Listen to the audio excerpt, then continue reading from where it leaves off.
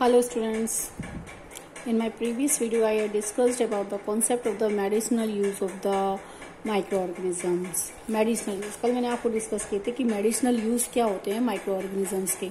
ठीक है, micro organism के मेडिसिनल यूज दो टाइप से हैं, आपके वैक्सीन और एंटीबायोटिक्स। तो कल मैंने आपको बताया था कि एंटीबायोटिक्स के बारे में आपको कल मैंने डिस्कस किया था कि एंटीबायोटिक्स कैसे प्रिपेयर की जाती हैं। ठीक है, तो antibiotics are those medicine, I am just repeating now. Antibiotics वो मेडिसिन है, वो सब्सटेंस है, वो मेडिसिन है जो कि that are prepared from the bacteria and fungi. किससे बनाई जाती है? बैक्टीरिया और फंगी से फॉर्म की जाती है। ठीक है, एंड अगर हम किसी भी बैक्टीरिया फंगी से, अगर हमारी बॉडी में बैक्टीरिया फंगी से रिलेटेड कोई अगर इन्फेक्शन है और हम एंटीबायोटिक्स को लेते हैं, so they stop the growth of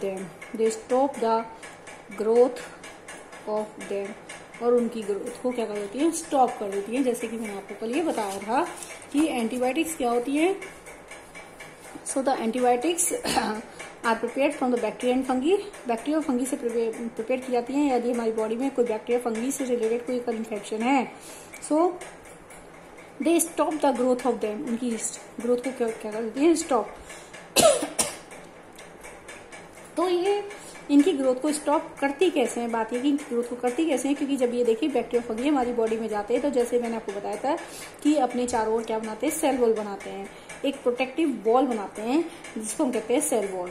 क्या कहलाते हैं? ये सेल वॉल। ठीक है, क्योंकि हमारी बॉडी के जो केमिकल्स हैं उनसे अपने आप को प्रोटेक्ट करने के लिए अपने चारों ओर सेल वॉल बना लेते हैं और ये फिर सर्वाइव करते हैं। जब ये सर्वाइव करते हैं तो अपनी संख्या को इंक्रीज करते हैं, सेल का नंबर इंक्रीज करते हैं बाय डिवीजन। इनकी डिवीजन से इनकी सेल का नंबर इंक्रीज हो जाता है और जैसे जैसे नंबर इंक्रीज करते जाते हैं हमारी बॉडी में इस बीमारी का इन्फेक्शन क्या होता है? बढ़ता जाता है। लेकिन जैसे हम एंटीबायोटिक्स खाते हैं, एंटीबायोटिक्स का काम क्या होता है? इस सेल वॉल बनने का जो प्रोसेस है स्टॉप हो जाता है। Stop the cell wall formation, stop the cell wall formation. Cell wall बनने का जो फॉर्मेशन है वो रुक जाता है। समझ रहे बात? तो एंटीबायोटिक्स की वजह से सेल वॉल बनने का जो प्रोसेस होता है वो रुक जाता है और जब ये प्रोसेस रुक जाता है तो आपकी जो बीमारी है, आपकी जो रिलेटेड डिजीज है वो धीरे धीरे क्या हो जाती है? ठीक हो जाती है, क्योंकि विदाउट सेल वॉल जो बैक्टीरिया आपकी बॉडी में सर्वाइव नहीं कर पाता और इस टाइप से एंटीबायोटिक्स का वर्क होता है। लेकिन अगर हम बात करें कि जो एंटीबायोटिक्स है, एंटीबायोटिक्स आर नॉट गिवन, हम एंटीबायोटिक्स को प्रोवाइड नहीं कराते in the case of the viral disease are not given. ठीक है, एंटीबायोटिक्स हम वायरल डिजीज में प्रोवाइड नहीं कराते। रीजन इज बिहाइंड दैट कि क्यों नहीं देते, क्योंकि वायरस जो है हमारी मशीनरी को यूज करते हैं। जैसे कि मैंने बताया था कि वायरस बाहर तो नॉन लिविंग है, लेकिन जैसे ही वो किसी होस्ट में एंटर करता है वो उसकी मशीनरी को यूज करता है, इसलिए वो सेल वॉल नहीं बनाता। क्योंकि अगर वो सेल वॉल बना लेगा तो वो अपने आप को सर्वाइव कैसे करा पाएगा? समझ रहे बात? तो वो अपने आप को सर्वाइव नहीं करा सकता, इसीलिए वो क्या नहीं बनाता? अपने चारों ओर सेल वॉल नहीं बनाता। और एंटीबायोटिक्स का एकमात्र काम क्या है कि वो सेल वॉल बनने का प्रोसेस रोक देती है। तो यही कारण है कि एंटीबायोटिक्स होते हैं क्या नहीं बनाती? Antibiotics are not given in the case of the viral disease. यही कारण है कि एंटीबायोटिक्स वायरल डिजीज में नहीं दी जाती। Now I am discussing about the concept of the vaccine. Vaccine क्या होती है? देखिए, वैक्सीन जो होती है, these are the medicine, these are the substances which are prepared from a particular bacteria और पर्टिकुलर वायरस। ऐसी वैक्सीन वो केमिकल सब्सटेंस, वो दवाइयां which are prepared, these are the medicine which are prepared from the bacteria और virus. जो bacteria और virus से prepare की जाती है, एक पर्टिकुलर डिजीज का बैक्टीरिया है तो उससे रिलेटेड ही वैक्सीन होगी, एक पर्टिकुलर डिजीज का वायरस है तो उससे रिलेटेड क्या होती है? वैक्सीन बनाई जाती हैं। तो vaccine are the dead and weak micro organism. Vaccines में क्या होता है कि एक ऐसे सब्सटेंस जिसके अंदर क्या होते हैं? डेड, उस पर्टिकुलर बीमारी का डेड या वीक माइक्रो ऑर्गेनिज्म होता है। ठीक है, अगर कोई बैक्टीरियल डिजीज है तो उससे रिलेटेड डेड माइक्रो ऑर्गेनिज्म होगा, डेड बैक्टीरिया या वीक माइक्रो ऑर्गेनिज्म होगा। डेड मतलब मरा हुआ, वीक मतलब unable to cause the disease. ठीक है, यानी एक ऐसा बैक्टीरिया या वायरस जो कि अगर किसी बॉडी में एंटर करता है, डेड या वीक, जो कि उस बॉडी के अंदर जाकर बीमारी नहीं करता। क्या नहीं कर सकता? बीमारी नहीं कर सकता। तो वैक्सीन आर द मेडिसिन और we can say vaccine are the substances of dead और weak micro organism of a particular disease. एक पर्टिकुलर बीमारी का, अगर चिकन पॉक्स है तो चिकन पॉक्स का, अगर स्मॉल पॉक्स है तो स्मॉल पॉक्स का, अगर रेबीज है तो रेबीज का, या ट्यूबरक्लोसिस है ट्यूबरक्लोसिस का, तो vaccines are the substances of dead and weak micro organism. एक ऐसी मेडिसिन जो डेड और वीक माइक्रो ऑर्गेनिज्म की ही से ही बनाई जाती है, which are unable to cause the disease, जिसको हम अगर बॉडी में इंजेक्ट कर देते हैं तो वो बॉडी में जाकर बीमारी नहीं करती। अगर हम इन डेड और वीक माइक्रो ऑर्गेनिज्म को बॉडी में इंजेक्ट करा देते हैं तो वो बॉडी में जाकर बीमारी नहीं होती। लेकिन हमारे जो ब्लड होता है, जो हमारा ब्लड है, उस डेड माइक्रो ऑर्गेनिज्म जब जाती है तो ये हमारी बॉडी में क्या नहीं होती, बीमारी नहीं होती। लेकिन हमारा ब्लड उसके खिलाफ क्या बनाता है, उसके लिए क्या बन जाती है, एक प्रोटीन बनाती है, that is called the antibody. क्या बन जाती है हमारी बॉडी में, हमारा जो ब्लड है उसके लिए हमारा जो इम्यून सिस्टम है काम करता है तुरंत, और एक टाइप की प्रोटीन बनाता है, दैट इज द एंटीबॉडी। क्या कहलाती है, एक प्रोटीन होती है, ठीक है, एक टाइप की प्रोटीन होती है, that is called the antibody. तो ये एंटीबॉडी हमारे लॉन्ग लास्टिंग रहती है, हमारे ब्लड में लॉन्ग लास्टिंग रहती है, ठीक है। और अगर उससे रिगार्डिंग, उससे रिलेटेड, उस एंटीबॉडी से रिलेटेड अगर फर्दर भविष्य में कभी वो माइक्रो ऑर्गेनिज्म, जिंदा माइक्रो ऑर्गेनिज्म अगर एंटर करता है तो वो एंटीबॉडी उसको पहचान लेती है, उसको रिकॉग्नाइज कर देती है और फिर उसको किल कर देती है। और इस टाइप से वैक्सीन क्या करती है, काम करती है। समझे वैक्सीन क्या होती है, vaccine are the dead and weak micro organism, dead and weak micro organism of a particular disease, एक पर्टिकुलर बीमारी के क्या होते हैं, डेड और वीक माइक्रो ऑर्गेनिज्म होते हैं। यानी वैक्सीन्स आर द डेड और weak micro organisms of a particular disease, एक पर्टिकुलर बीमारी का। अगर चिकन पॉक्स है तो चिकन पॉक्स के ही, अगर रेबीज है तो रेबीज के, एक पर्टिकुलर बीमारी के। मैं बार बार लाइन रिपीट कर रही हूँ, vaccine are the substances of the dead और weak micro organisms which are unable to cause the disease. उसके अंदर ऐसे डेड और वीक माइक्रो ऑर्गेनिज्म होते हैं वैक्सीन में, which are unable to cause the disease, जो अगर हमारी बॉडी में एंटर कराए उनको तो हमारी बॉडी में बीमारी नहीं करते। लेकिन हमारा इम्यून सिस्टम उसके रिगार्डिंग क्या बनाता है, एक प्रोटीन तैयार कर देता है, this protein is called the antibody. क्या बना देता है वो, एंटीबॉडी, ताकि वो एंटीबॉडी हमारे ब्लड में लॉन्ग लास्टिंग रहती है। और भविष्य में अगर कोई दोबारा से एंटर कर जाता है, भविष्य में अगर कोई दोबारा अगर एंटर कर जाता है वो पर्टिकुलर माइक्रो ऑर्गेनिज्म, तो एंटीबॉडी उसको रिकॉग्नाइज करती है, उसको पहचान लेती है और उसको क्या कर देती है, किल कर देती है। और इस टाइप से ये जो आपकी एंटीबॉडी है ये काम करती है। ये जो एंटीबॉडी है हमारी ब्लड में दो टाइप से बनती है, कुछ होती है लॉन्ग लास्टिंग, किसी का टाइम पीरियड होता है शॉर्ट। कुछ होती है बच्चे में जन्म लेते हैं उसको वैक्सीन प्रोवाइड करा देते हैं, जो उसकी हमेशा उसकी ब्लड में रहती है। अगर हम आजकल तो वैक्सीन चल रही हैं, तो अगर एक बच्चे को शुरू से ही वैक्सीन प्रोवाइड करा जाती है तो वो वैक्सीन उसके लॉन्ग लास्टिंग ब्लड में रहती है।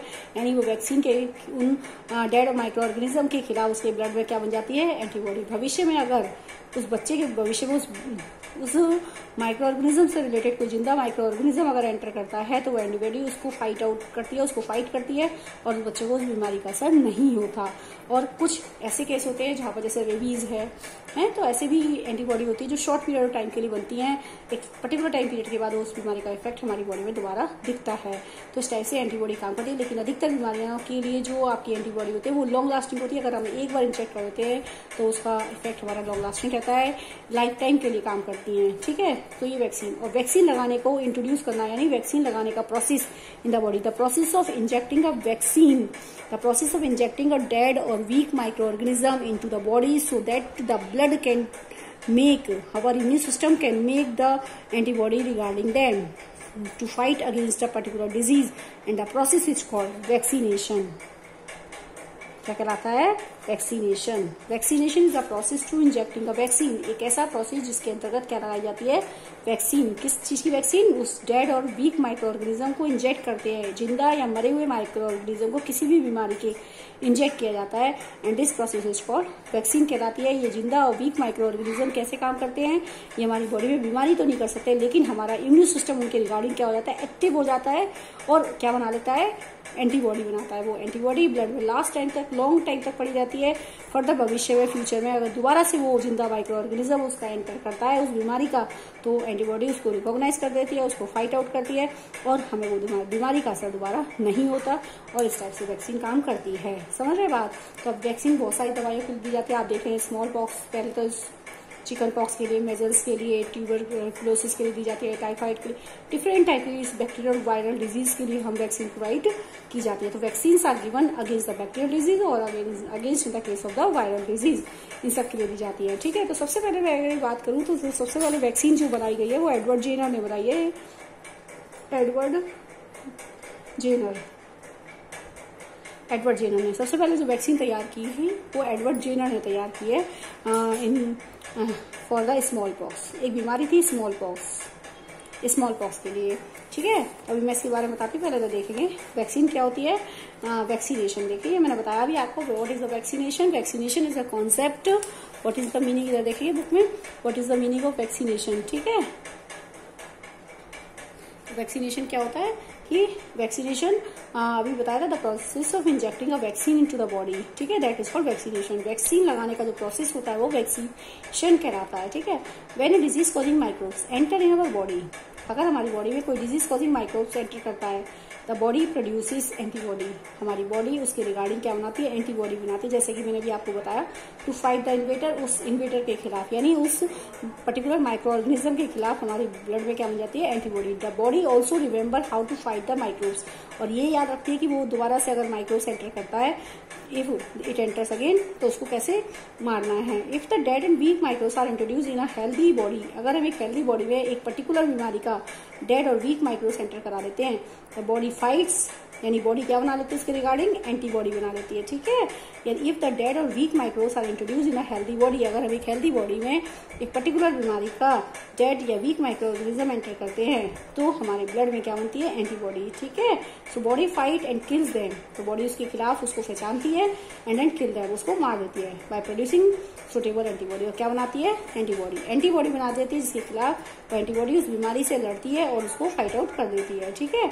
Antibody remains in the body, हमेशा रहती है, and we are protected from the disease causing microbes, और हमें उस पर्टिकुलर माइक्रोब से क्या करती है, प्रोटेक्ट करती है। This is the how vaccine work, और इस प्रकार से वैक्सीन काम करती है। यानी वही चीजें जो मैंने आपको बताई थी कि जब एक पर्टिकुलर बीमारी का डेड और वीक माइक्रो ऑर्गेनिज्म बॉडी में इंजेक्ट कराते हैं, दिस इज द वैक्सीन, ठीक है। जब वो इंजेक्ट कराते हैं तो उसके खिलाफ हमारे ब्लड में क्या बनती है, एक एंटीबॉडी, एक प्रोटीन बनती है। वो प्रोटीन लॉन्ग लास्टिंग हमारी ब्लड में रहती है।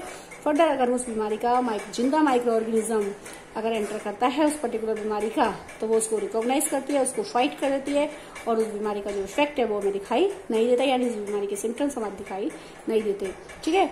आगे देखते हैं, this is how a vaccine work. Several diseases including cholera, tuberculosis, small pox, hepatitis can be prevented by vaccination. और जब से वैक्सीन बनी है, जब से वैक्सीनेशन का प्रोसेस हुआ है, तब से अब डिफरेंट टाइप की वैक्सीन तैयार की गई है, कॉलरा के लिए, ट्यूबरक्लोसिस के लिए, हेपेटाइटिस के लिए, स्मॉल पॉक्स के लिए, और बहुत सारी बीमारियां इनसे प्रोटेक्ट की जा सकती हैं। तो सबसे पहले एडवर्ड जेनर, आप देखिए, Edward Jenner discover the vaccine for the small pox in 1798। उस समय सबसे पहले डिस्कवर की वैक्सीन स्मॉल पॉक्स की 1798 में। देखिए, जब इस टाइम पे स्मॉल पॉक्स की इन्होंने कैसे डिस्कवर की, इसको एक बार देखते हैं, इसको समराइज करा रही हूँ मैं, इसको कैसे देखते हैं। देखिए, एडवर्ड जेनर ने क्या देखा कि जिस समय ये स्मॉल पॉक्स की बीमारी फैली हुई थी, ठीक है, जिस समय उनकी सराउंडिंग में जब स्मॉल पॉक्स की बीमारी फैली थी, इसको हिंदी में चेचक कहते हैं। क्या कहते हैं, चेचक, ठीक है। जब ये बीमारी ऐसे फैली हुई थी बहुत ज्यादा, तो क्या हुआ, उन्होंने क्या देखा कि जो जो मिल्क मेड पर्सन है, मिल्क मेड जो पर्सन है, दूध बेचने वाले जो लोग होते हैं, उन्होंने क्या देखा, उनके जो पालतू जानवर है, जो काऊ है, उनको कभी उन काऊ से रिलेटेड वायरस उनकी बॉडी में इंजेक्ट हो गया, उनकी बॉडी में आ गया, और उनको भी क्या हो गया, काऊ पॉक्स हो गया। यानी जो मिल्क मेड है, उन्होंने क्या देखा कि जो काऊ से रिलेटेड कॉन्टेक्ट में है, काऊ से कोई वायरस अगर उनकी बॉडी में आ गया, तो उनको एक स्मॉल पॉक्स से ही रिलेटेड कोई बीमारी है, that is called the cow pox. यानी जो मिल्क मेड थे उनको काऊ पॉक्स हो गया था, ठीक है। तो कभी भविष्य में उनको काऊ पॉक्स हो गया होगा, तो इसी की जैसे रिलेटेड बीमारी है। तो अब इन्होंने क्या देखा कि जब ये स्मॉल पॉक्स उस सराउंडिंग में फैली हुई थी, तो उन्होंने क्या देखा, और लोगों को तो स्मॉल पॉक्स हो रहा है, लेकिन जो मिल्क मेड थे, जिनको भविष्य में कभी काऊ पॉक्स हो गया, उनको स्मॉल पॉक्स नहीं हुआ। उन्होंने क्या देखा कि जो मिल्क मेड थे, जो काऊ के संपर्क में थे, जिनको कभी काऊ पॉक्स हो गया होगा, उन पर्सन को स्मॉल पॉक्स ने इफेक्ट नहीं किया, ठीक है। तो अब इन्होंने कैसे पता लगाया, इन्होंने एक हेल्दी चाइल्ड लिया, ठीक है, हेल्दी चाइल्ड लिया, और उन्होंने क्या किया, काऊ पॉक्स के जर्म्स, किसी एक ऐसे पर्सन को जिसको काऊ पॉक्स हो रखा था, उसके जर्म्स को, ठीक है, काऊ पॉक्स के जर्म्स को उन्होंने इस हेल्दी चाइल्ड में इंजेक्ट करा दिया। जब इसमें इंजेक्ट करा दिया, तो इसका मतलब कि इस हेल्दी चाइल्ड को भी क्या हो गया, काऊ पॉक्स हो गया। वैसे जब इसके जिंदा जर्म्स इन्होंने इसके अंदर एंटर कराए हेल्दी चाइल्ड में, तो इस बच्चे को भी क्या हो गया, काऊ पॉक्स हो गया, ठीक है। जब वो ठीक हो गया, काऊ पॉक्स उसका ठीक हो गया, तो उन्होंने क्या देखा कि अब इस हेल्दी चाइल्ड में जिसको काऊ पॉक्स ठीक हो गया, उसका काऊ पॉक्स ठीक हो गया, तो उन्होंने क्या करा, किसी दूसरे पर्सन का, जिसको अब इस समय क्या हो रखा है, स्मॉल पॉक्स, किसी दूसरा पर्सन लिया जिसको स्मॉल पॉक्स हो रखा है, उसके जर्म्स को लेकर इन्होंने इस हेल्दी चाइल्ड में भी एंटर करा दिया दोबारा। तो अब इन्होंने क्या देखा, इस हेल्दी चाइल्ड को स्मॉल पॉक्स का इन्फेक्शन नहीं हुआ। ऐसा क्या हुआ? क्योंकि काउ पॉक्स और स्मॉल पॉक्स जस्ट लाइक इन्होंने बताया कि एक रिलेटेड डिजीज है, रिलेटेड डिजीज है ये, ठीक है। तो उन्होंने रिलेटेड डिजीज है ये, उन्होंने क्या बताया कि जब इस पर्सन का इन्होंने स्मॉल पॉक्स के जर्म्स इन्होंने हेल्दी चाइल्ड में लगाए तो उसको स्मॉल पॉक्स का इन्फेक्शन नहीं हुआ, इसका मतलब। और इस टाइप से इन्होंने स्मॉल पॉक्स की वैक्सीन डिस्कवर की। यानी उन्होंने कहा कि जब काउ पॉक्स हुआ तो इसके ब्लड में एक टाइप की क्या बन गई, प्रोटीन बन गई, that is called the antibody. वो क्या कहलाई, एंटीबॉडी, ठीक है, वो एंटीबॉडी कहलाई। अगर दोबारा से जब वो एंटीबॉडी बन गई तो भविष्य में उससे रिलेटेड डिजीज का जर्म्स एंटर करा, यानी ये स्मॉल पॉक्स का जब इसकी बॉडी में एंटर करा तो एंटीबॉडी ने उसको फाइट आउट कर दिया, यानी उसको पहचान लिया और उसको मार दिया, जिसके कारण उस बच्चे को दोबारा से स्मॉल पॉक्स का इन्फेक्शन नहीं हुआ। और इस टाइप से इन्होंने स्मॉल पॉक्स की सबसे पहले वैक्सीन जो थी डिस्कवर की, और अब रिलेटेड वैक्सीन बनाई जा रही हैं ताकि सभी पर्सन को, बहुत सारे लोग हैं हमारी पॉपुलेशन है जिनको हम क्या कर सके, डिफरेंट टाइप की बैक्टीरिया और वायरल डिजीज से क्या कर सकते हैं, प्रोटेक्ट कर सकते हैं। सो इस टाइप से हमारे एडवर्ड जेनर ने स्मॉल पॉक्स की वैक्सीन को डिस्कवर किया। This is a theory, this is the story regarding with the discovery of the small pox, ठीक है। नाउ आगे देखते हैं। In your childhood, you must have been given injection to protect yourself against the several diseases. जब हम बच्चे होते हैं, अब तो वैक्सीन बन गई है, जैसे स्मॉल पॉक्स की डिस्कवरी वैक्सीन, तब से बहुत सारी वैक्सीन डेवलप करती जा रही है। तो क्या होता है, बच्चा जब एक पैदा होता है तो उसको बहुत सारी वैक्सीन का चार्ट मिल जाता है हॉस्पिटल से, तो उसको चार्ट जो होता है, उसके जो पेरेंट्स होते हैं वो उसको वैक्सीन प्रोवाइड करा देते हैं। चाइल्डहुड में उसको वैक्सीन दे देते हैं कि इस उम्र में ये वैक्सीन लगानी, इस उम्र में ये vaccine. Can you prepare list of this disease? तो it is essential to protect all the children against this disease. जरूरी है, सभी का कर्तव्य भी है कि अपने बच्चों को उन डिजीज से क्या करना है, प्रोटेक्ट करना है। So necessary vaccine are available in the nearby hospital. तो हर पेरेंट्स चाहता है कि उसका बच्चा उस बीमारी से क्या रहे, प्रोटेक्ट रहे, तो वैक्सीन उनको प्रोवाइड करा दिया है। And these vaccine are available in the nearby hospital, hospitals में प्रोवाइड की जाती है ताकि एक पर्सन वैक्सीन को अपने बच्चों को लगवा सके और उनको इन डेंजरस डिजीज से अपने बच्चों को क्या कर सके, प्रोटेक्ट कर सके। You might have been the advertisement on TV and newspaper regarding protection of children against polio. अब जानते हैं पोलियो के कैंपेन लगते हैं टाइम टू टाइम, इस दिन पोलियो दिवस है, होता है ना पोलियो दिवस है। तो पहले एक टाइम में जब पोलियो की वैक्सीन नहीं होती थी, ठीक है, जब पोलियो की वैक्सीन नहीं होती, पोलियो वैक्सीन का मतलब पोलियो के वायरस जिसमें डेड माइक्रोब्स है, ठीक है। लेकिन एक टाइम ऐसा था जब पोलियो की वैक्सीन नहीं बनाई गई थी, तब बहुत लोगों को पोलियो हो जाता था। अक्सर आए लोगों को पोलियो की बहुत ज्यादा रहते थे कि पोलियो मतलब हर उसमें 5 में से 1 बच्चे को पोलियो जरूर मिलता था, ठीक है। लेकिन जब से पोलियो कैंपेन चला गया, पोलियो की दवाई, पोलियो वैक्सीन बनी है, तब से लोगों को continuously on the basis, regular basis पर पोलियो की ड्रॉप्स होती है, ओरल वैक्सीन है, ये मुंह से पिलाई जाती है, ठीक है। तो ये पोलियो की ड्रॉप्स बच्चों को एक रेगुलर बेसिस पर दी जाती है 5 साल तक की उम्र तक। तो इससे क्या होता है कि उसके बच्चे में, उस बच्चे के अंदर क्या बन जाती है, एंटीबॉडी बन जाती है, ठीक है। और उस बच्चे को एक पर्टिकुलर एज के बाद उसको पोलियो का जो इफेक्ट होता है वो नहीं होता। तो इस तरह से अब हमारे देश में इस पोलियो जब से वैक्सीन बनी है तब से हमारे देश में पोलियो का जो इफेक्ट है वो खत्म सा हो गया है, बहुत कम रह गया है, ठीक है। A world wide campaign against small pox has finally led to its eradication from the most part of the world. जब स्मॉल पॉक्स फैला था, बहुत ज्यादा स्मॉल पॉक्स यानी चेचक की बीमारी फैली थी, तब एडवर्ड जेनर ने स्मॉल पॉक्स की वैक्सीन डिस्कवरी की और उसका पूरा सभी को स्मॉल पॉक्स की वैक्सीन लगाई गई। और ऐसे कैंपेन चलाए गए, बहुत सारे स्मॉल पॉक्स के धीरे कैंपेन चलाए गए, मतलब प्रोग्राम चलाए गए ताकि लोगों को स्मॉल पॉक्स की वैक्सीन प्रोवाइड की जा सके। और आज हमारे देश में जब से स्मॉल पॉक्स की वैक्सीन बनी, हमारे देश में स्मॉल पॉक्स का नाम खत्म हो गया है, ये बीमारी बिल्कुल एक्सटिंक्ट हो चुकी है, आज नहीं है हमारे देश में।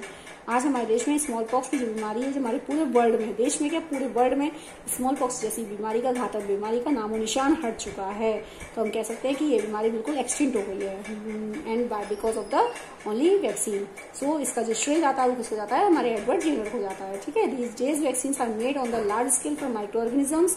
और ये वैक्सीन आप जानते हैं, जैसे मैंने बताया, किससे बनाई जाती है, माइक्रो ऑर्गेनिज्म से बनाई जाती है। So we can say this is the medicinal use of the micro organism to protect humans and other animals from the several disease. और इस वैक्सीन से हम डिफरेंट टाइप के ह्यूमंस, एनिमल्स, डिफरेंट ह्यूमंस और एनिमल्स को हम क्या कर सकते हैं, प्रोटेक्ट कर सकते हैं। ये बात है। नेक्स्ट पॉइंट आता है इंक्रीजिंग। ये हो गया हमारा वैक्सीन मेडिसिनल यूज। ये हमारा जो कॉन्सेप्ट था ये हमारा था मेडिसिनल यूज का, कि माइक्रो ऑर्गेनिज्म का। एक हो गया एंटीबायोटिक और ये हो गया वैक्सीन, ठीक है। Now next increasing soil fertility. Soil fertility कैसे इंक्रीज होती है इसको देखते हैं। सॉइल फर्टिलिटी को इंक्रीज करने का क्या तरीका है कि देखिए सम बैक्टीरिया, इसको देखेंगे, some bacteria and blue green algae जो होती हैं are able to fix nitrogen from the atmosphere to enrich the soil with nitrogen and increasing the soil fertility. These microbes are commonly called the biological nitrogen fixer. इस line का meaning क्या है? Nitrogen fixer. हमारे कुछ bacteria होते हैं blue green algae, ठीक है, हमारी सॉइल के अंदर कुछ बैक्टीरिया होते हैं ना, और होता है ब्लू ग्रीन एल्गी, ठीक है। इनका काम क्या होता है? एटमॉस्फेयर की जो नाइट्रोजन है, एटमॉस्फेरिक नाइट्रोजन को ये ब्लू ग्रीन एल्गी और जो बैक्टीरिया होते हैं, जो बैक्टीरिया और ये ब्लू ग्रीन एल्गी हैं, ये हमारे एटमॉस्फेयर की नाइट्रोजन को यूजेबल कंपाउंड यानी किसमें चेंज कर देते हैं? नाइट्रेट में। यूजेबल कंपाउंड में नाइट्रेट में चेंज कर देते हैं ताकि प्लांट उसको आसानी से इनटेक कर सकता है। आप जानते हैं एटमॉस्फेयर में नाइट्रोजन 78% होती है, होने के बावजूद भी प्लांट उसको गैसेस फॉर्म में इनटेक नहीं करता। ये बात जो बहुत इंपॉर्टेंट है कि प्लांट कभी भी नाइट्रोजन को डायरेक्टली 78% गैसेस नाइट्रोजन है ये, और उसको प्लांट इनटेक नहीं करता। समझ आ रही है? So plant take nitrogen only in the form of nitrate. Plant nitrogen को किस फॉर्म में टेक करता है? नाइट्रेट की फॉर्म में। So it is necessary to convert the atmospheric nitrogen into the nitrate. इसलिए जरूरी है कि जो एटमॉस्फेयर की नाइट्रोजन है वो किसमें चेंज हो जाए? नाइट्रेट में। आप देख रहे हैं कि सॉइल के अंदर कुछ बैक्टीरिया होते हैं, इसके लिए बैक्टीरिया और ब्लू ग्रीन एल्गी, इनका काम क्या है? एटमॉस्फेयर की नाइट्रोजन को यूजेबल फॉर्म में, नाइट्रोजन की जो यूजेबल फॉर्म है that is called the nitrate.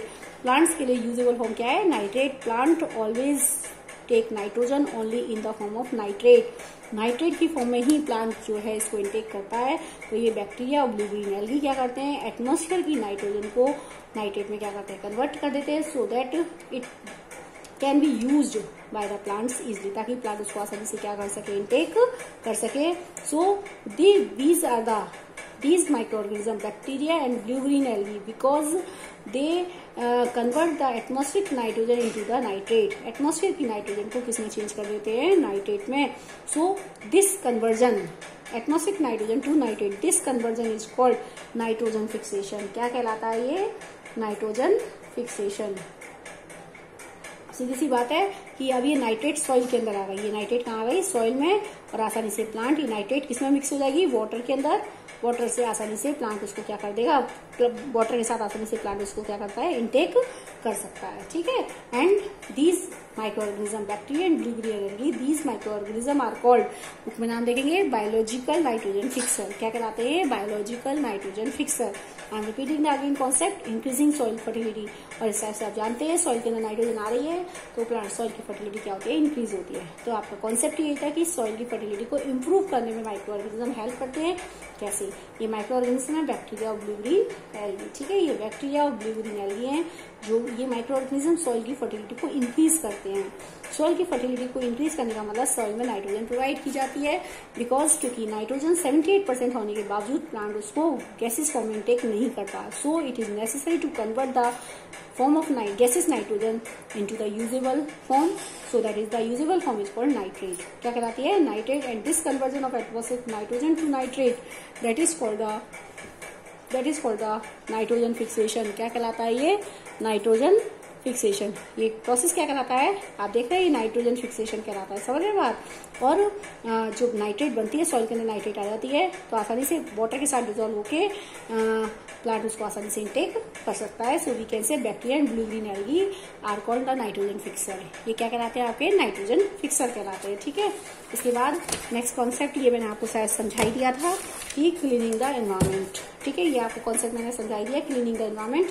Cleaning the environment का मतलब होता है डिकम्पोजिशन, कि आपके माइक्रो ऑर्गेनिज्म लाइक बैक्टीरिया और फंगी, इसमें बैक्टीरिया और फंगी का रोल होता है because these are called the decomposers. ये आपके क्या कहलाते हैं? डिकम्पोजर्स। ये हेल्प करते हैं, the bacteria fungi are called decomposers because they help in the decomposition. They convert the complex substance of the dead body into the simple substance, ठीक है। And mix in the environment, उसको environment में simple substance की form में उसको environment में, soil के अंदर, एयर के अंदर उनको मिक्स कर देते हैं और आपके एनवायरमेंट को क्लीन करने में हेल्प करते हैं। यानी क्लीनिंग द एनवायरमेंट का मतलब हो गया बाय डिकम्पोजिशन। ठीक है, मैंने आपको पहले भी बताया कि जो आपके बैक्टीरिया फंगी होते हैं दीज आर कॉल्ड डिकम्पोजर्स। क्या कहलाते हैं यहाँ पर? डिकम्पोजर्स। और आपकी जो डेड बॉडी है उस डेड बॉडी के जो न्यूट्रिएंट्स होते हैं, डेड बॉडी के जो कॉम्प्लेक्स सब्सटेंस होते हैं उनको सिंपल में चेंज करके उनको आपके सॉइल या आपकी एयर में उनको मिक्स कर देते हैं। सो we can say they help in the conversion of the so they help in the cleaning of the environment. आपके एनवायरमेंट को क्या करते हैं? क्लीन करते हैं। ठीक है, बूजर्ड पहले ही at observe the school garden making manure along with their friends. They collect the waste of plants, vegetable and fruits from the nearby houses and gardens. They put them in the pit and mean for this waste disposal. After some time, it decompose and got converted to manure. Same बात हो गई जैसे कि मैंने आपको first chapter बताया था कि मैन्योर कैसे बनाते हैं। आपने एक गड्ढा किया, उसके अंदर आपने गार्डन जो लीव्स है, डेड लीव्स है वो डाल दी, वेजिटेबल पील्स डाल दिए, फ्रूट पील्स डाल दिए, सब कुछ डाल दिया, काउडंग वेस्ट डाल दिया, ये सब डाल दिया। ठीक है, और आपने उसके ऊपर सॉइल से इसको कवर कर दिया। ये मैंने आपको फर्स्ट चैप्टर में बताया था। जब आपने उसको कवर कर दिया तो आपने उसको क्या देखा, हल्का सा मॉइस्ट कर दिया उसको पानी से। ठीक है, आपने क्या देखा, थोड़े टाइम के उसको 1 मंथ के लिए आपने उसको छोड़ दिया तो आपने क्या देखा, उसका डिकम्पोजिशन होगा क्योंकि उसमें डेड मैटर हो गया, आपका सारा सड़ा हुआ सब्सटेंस हो गया, वेजिटेबल पील्स है, फ्रूट पील्स है, ये सब हो गया उसके अंदर। ठीक है, तो वो धीरे धीरे उसके अंदर सॉइल, जब आपने उसको सॉइल डाली, सॉइल के अंदर क्या होते हैं? माइक्रो ऑर्गेनिजम्स होते हैं। आप जानते हैं सॉइल जब आपने उसके ऊपर रखी तो सॉइल में क्या होते हैं? माइक्रो ऑर्गेनिजम्स होते हैं। तो माइक्रो ऑर्गेनिज्म बैक्टीरिया भी हो सकता है, फंगी भी हो सकती है, ये होते हैं वो बैक्टीरिया और फंगी। वो आपके क्या करते हैं? डेड मैटर जो होता है आपका, जो डेड और डिकेइंग सब्सटेंस है उसके अंदर, उससे अपने न्यूट्रिएंट्स को लेते हैं और उसको डिकम्पोज करते हैं, यानी उसके कॉम्प्लेक्स सब्सटेंस को सिंपल में चेंज कर देते हैं। ठीक है, तो डिकम्पोज कर रहे हैं यानी वो सॉइल के अंदर जो माइक्रो ऑर्गेनिज्म है वो उस डेड मटेरियल को डिकम्पोज कर रहे हैं। और आप 1 मंथ के बाद क्या देखते हैं, जो आपका सब्सटेंस था वो किस में कन्वर्ट हो गया? मैन्योर में। और इस टाइप से इन्वायरमेंट में क्लीन भी हो गया, आपकी क्या बन गई? मैन्योर। 2 काम हो गए, एक तो आपने जो डेड मैटर था उसको डिस्पोज कर दिया अच्छे से, जो आपका वेस्ट मटेरियल था, vegetable peels, fruit peels, cow dung, ये सारा वेस्ट मटेरियल था वो आपका डिस्पोज हो गया। 2 काम हो गए, एक तो आपका वेस्ट भी डिस्पोज हो गया अच्छे से, दूसरी बात ये हो गई कि आपकी क्लीनिंग हो गई इन्वायरमेंट की, क्योंकि वेस्ट डिस्पोज हो गया तो आपकी एनवायरमेंट की क्लीनिंग हो गई। तीसरा काम क्या हुआ? मैन्योर बन गया। मैन्योर बन गया तो आपकी सॉइल की फर्टिलिटी क्या होगी? इससे इंप्रूव होगी, सॉइल का टेक्सचर इंप्रूव होगा। तो यहाँ पर सारी बात आ जाती है। ठीक है, ये सारा इसमें सब यही चीज बताई गई है। ठीक है, तो ये सारा कॉन्सेप्ट हो गया। नाउ समझ आ रही है डिकम्पोजिशन क्या सीखे? Cleaning the environment. 2 काम यहाँ पे हो रखे हैं, एक तो पहली बार डिकम्पोजिशन हो रही है, दूसरी बात आपका मैन्योर बन रहा है, और तीसरी बात भी क्लीनिंग हो रही है। क्योंकि देखिए जब आपने एक पिट बनाया और उसमें गार्डन आपका जितना भी वेस्टेज था, आपका सारा वेस्ट आपने सब उसमें भर दिया तो आपकी ओब्वियसली इन्वायरमेंट क्लीन हो गया। दूसरी बात, आपको ये टेंशन होती है कि वेस्ट कहाँ जाएगा, वेस्ट कहाँ डालेंगे, तो वेस्ट डिस्पोज हो गया, इन्वायरमेंट क्लीन हो गया, आपका वेस्ट भी डिस्पोज हो गया। दूसरी बात, आप उसमें जब सॉइल डाले धीरे धीरे वो डिकम्पोज हुआ। ठीक है, जब वो आपका डिकम्पोज होगा तो वो किस में कन्वर्ट हो गया? मैन्योर में। वो मैन्योर सब्सटेंस बन गया तो मैन्योर से आपने सॉइल में डाल देंगे, आपकी सॉइल की फर्टिलिटी क्या होगी? इंप्रूव होगी। तो इस चीज से 3 काम हुए, एक तो क्लीनिंग हो इन्वायरमेंट की, ठीक है, दूसरा आपका वेस्ट डिस्पोज करने की टेंशन खत्म हो गई, और तीसरा आपका क्या बन गया? मैन्योर बन गया, इससे सॉइल की फर्टिलिटी इंप्रूव हो गई। तो ये सारे कॉन्सेप्ट यहाँ आते हैं, ये खत्म हो गया ठीक जैसे ही बताया गया। ठीक है, अब in my next video I will discuss about the concept of the harmful micro organism. अब तक हमने सारे क्या पढ़े थे? Benefits of the micro organism की, हमारी लाइफ में माइक्रो ऑर्गेनिज्म का क्या बेनिफिट्स है। आपने देखा डिकम्पोजिशन में हेल्प कर रहा है, आपने क्या देखा? वेस्ट डिस्पोजल में हेल्प की उसने, आपने क्या देखा? क्लीनिंग द इन्वायरमेंट को उन्होंने क्लीन किया। आपने क्या देखा? ब्रेड और केक, पेस्ट्रीज, इन सब बनाने में हेल्प कर रहे हैं। आपने क्या देखा? एसिटिक एसिड बनाने में, वाइन, विस्की, अल्कोहल, इन सब को बनाने में हेल्प हो रही है। आपने देखा कर्ड बनाने में हेल्प हो रही है। ठीक है, आपकी एंटीबायोटिक्स बन रही हैं, आपकी वैक्सीन्स बन रही हैं। तो और आपकी दूसरी बात, सॉइल की फर्टिलिटी इंक्रीज हो रही है क्योंकि वो एटमॉस्फेयर की नाइट्रोजन को किसमें चेंज कर रहे हैं? यूजेबल फॉर्म में। तो ये all these are the benefits of the, or we can say advantages of the microorganism. So we can say in this way the microorganism are beneficial to us. Now in the next class I will discuss about the concept of the harmful microorganism, and thank you and have a nice day.